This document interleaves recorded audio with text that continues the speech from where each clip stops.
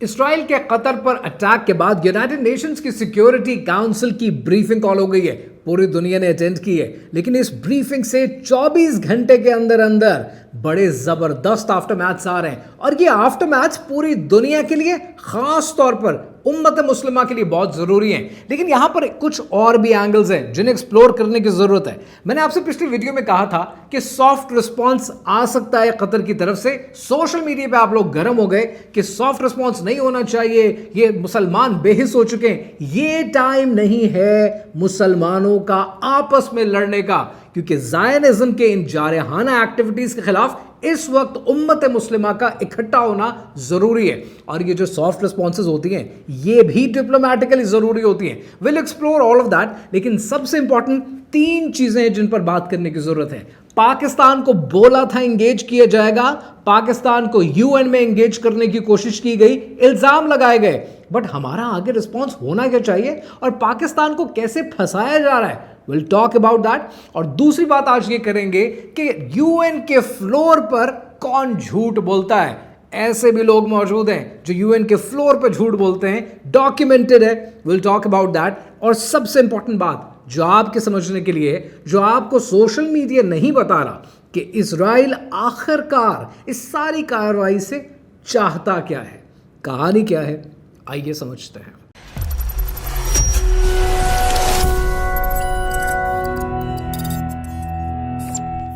पंजाबी में ना एक कहावत सुनाई जाती है। इस कहावत को मैं आपके लिए उर्दू में ट्रांसलेट कर देता हूं। कहा यह जाता है कि लड़ना दुनिया का आसान तरीन काम है। तो किसी को यकीन नहीं था, उन्होंने बड़ी अच्छी मिसाल दी कि 2 पड़ोसने, एक घर में रहती है, दूसरे घर में रहती है, तो पहली चाहती है कि लड़ाई हो, फड्डा हो, रोला खड़ा हो जाए। तो उसने दूसरी पड़ोसन से कहा कि आओ पड़ोसन लड़ लें। तो दूसरी पड़ोसन ने कहा क्यों भाई, क्यों लड़ लें, तुम्हारा दिमाग खराब है। तो पहली ने कहा दिमाग खराब होगा तेरा, तेरे बाप का, तेरे भाई का, और फिर फड्डा शुरू। When somebody is looking for a problem, they'll find a problem. Right now, this is what Israel is actually doing. Israel के जो एम्बेसडर है, Israel's ambassador at the United Nations, Danny Danon, floor पर खड़े होकर hero बनने की कोशिश कर रहे हैं और फ्लोर पर मौजूद अपनी जो तकरीर करते हैं उसके अंदर एक तस्वीर दिखाते हैं। कहते हैं कि कतर हमास को हार्बर कर रहा है, टेररिस्ट ग्रुप्स को हार्बर कर रहा है। पहले एक चीज अपने दिमागों में क्लियर कर लें, क्या हमास टेररिस्ट ऑर्गेनाइजेशन है? ये फैसला इसराइल ने किया है। गजा के लोगों ने उसको एक इलेक्टेड पार्टी समझा है, उनको इलेक्शंस में वोट दिए हैं। सो पहले तो ये चीज आप अपने दिमागों में क्लियर कर लें, it's not a terrorist organisation. और दूसरी बात ये कि अगर इसराइल ये कहता है, तस्वीर दिखाता है, डैनी डैनन तस्वीर दिखा रहे हैं और कह रहे हैं कि ये तस्वीर साबित करती है कि कतर में मौजूद थे हमास के लीडर्स और ये देखें हार्बर किया जा रहा है। नंबर 1, ये तस्वीर कतर की नहीं है। थोड़ा सा रिसर्च कर लेते, ये उन मुज़ाकरात की तस्वीर है कि जब हमास के मुज़ाकरात टर्की में जारी थे। आप यूएन के फ्लोर पर खड़े होकर झूठ बोल रहे हैं। एंड सेकेंडली, कतर आपको बार बार कह चुका है कि हमास को होस्ट करने का काम आपके और अमेरिका के बेहस्त पे किया गया। अमेरिका के कहने पर उनको बुलाया गया और नेगोशिएशंस जारी थे। सो पॉइंट आपका एस्टैब्लिश नहीं होता। यहां पर लोग पूछेंगे कि ऐसे मौके पर डैनी डैनन झूठ क्यों बोल रहा है? How come you got that audacity to lie on the floor of the United Nations, ताकि पूरी इंटरनेशनल कम्युनिटी का मजाक उड़ाया जाए, ताकि दुनिया को यह साबित किया जाए कि देखो हमारे मोसाद की कितनी पेनिट्रेशन है, हम घरों तक घुस सकते हैं। आपको सिर्फ दिखाया जाता है कि we are the chosen ones, they are not the chosen ones. ये तो डिप्लोमेटिक नॉर्म्स का ख्याल नहीं रखते। और मैं भी किससे डिप्लोमेटिक नॉर्म्स, इनफैक्ट नॉर्म्स की एक्सपेक्टेशंस कर रहा हूं इनसे जो एक फेक कंट्री चला रहे हैं। सो आज अगर ये यूएन के फ्लोर पर खड़े होकर झूठ बोलते हैं ना, तो ये साबित करता है कि ये आपको और पूरी दुनिया को बेवकूफ समझते हैं। But here is another angle, और वो एंगल भी बड़ा जरूरी है कि पाकिस्तान को इस सारी कार्रवाई में क्यों उलझाया जा रहा है। यूएन सिक्योरिटी काउंसिल के फ्लोर पे पाकिस्तान को एंगेज करने की कोशिश की गई। डैनी डैनन ने उसामा बिन लादेन का जिक्र किया, Israel's ambassador at the United Nations, और जिक्र करके पाकिस्तान को टेररिस्ट स्टेट कहने की कोशिश की, जिसके रिस्पांस में पाकिस्तान के ambassador at the United Nations Asim Iftikhar Ahmad ने क्या जबरदस्त जवाब दिया। इफ्तिखार अहमद के जवाब को सुन के ना, मैं ये नहीं कहूंगा कि कुछ कम था कि कुछ और बोलना चाहिए था, इसको अंग्रेजी में कहते हैं बी फिटिंग रिस्पॉन्स, मक्कू ठप दिया कि डैनी डैनन को अपोलोजाइज करना पड़ा। बट इंपॉर्टेंट ये है कि डैनी डैनन, हाउ डेयर यू, आप होते कौन है कि आप पाकिस्तान को बताएंगे और पाकिस्तान के साथ लिंक करेंगे उसामा बिन लादेन को। यूनाइटेड स्टेट्स ने आज तक पाकिस्तान को इंसिन्यूएट नहीं किए इस मामले पे, पाकिस्तान को कभी नहीं कहा कि आप हार्बर करते रहे हैं, पाकिस्तान को हमेशा अप्रिशिएट किया है 2011 से लेकर आज तक जब से ये वाकया हुआ।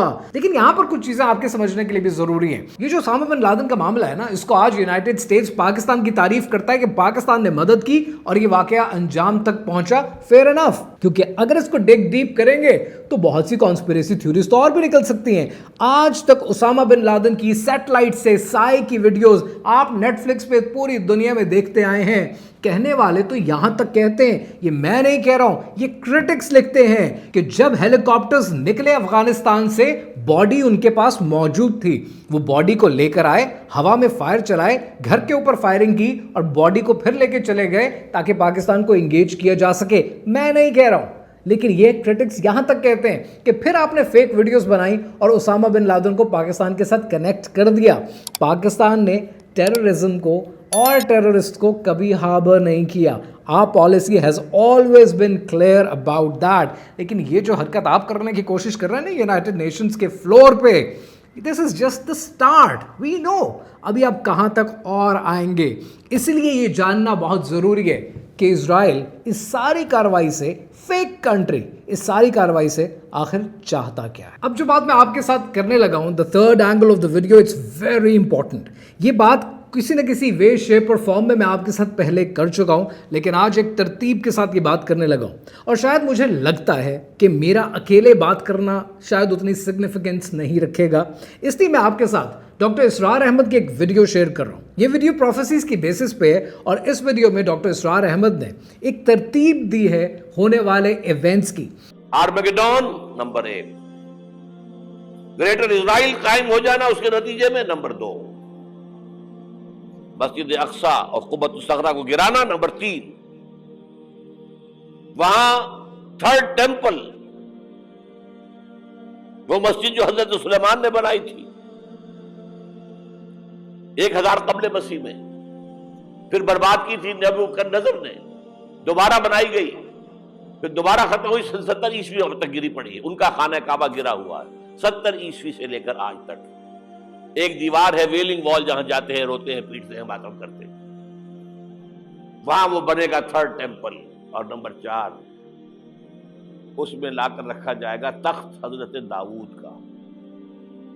अब इस तरतीब के अंदर पॉइंट 2, पॉइंट 3 के ऊपर मेरा इख्तलाफ हो सकता है कि ये पहले आएगा या ये पहले आएगा, लेकिन overall I do not disagree with the whole list. अब इस तरतीब को अगर आप गौर से देखें तो नंबर 5 पे दज्जाल आएगा जो तख्ते दाऊद पर बैठेगा, नंबर 4 पर थर्ड टेंपल ऑफ जेरूसलम बनेगा, नंबर 3 पर नाउजुबिल्लाह मस्जिद अक्सा को शहीद किया जाएगा, नंबर 2 पर ग्रेटर इसराइल बनेगा और नंबर 1 पर आर्मगेडन, मलहमतुल उज़्मा होगी।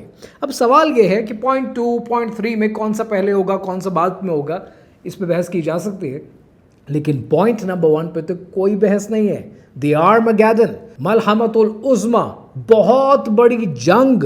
तो आज इसराइल जगह जगह पर आपको लगता है सीज फायर की कोशिशें कर रहा है, आपको लगता है कि वो अपने हॉस्टेजेस को रिकवर करने की कोशिश कर रहा है, आपको लगता है कि वो दुनिया को बताना चाहता है कि वो कितना अमन पसंद मुल्क है। Israel is looking for a trouble.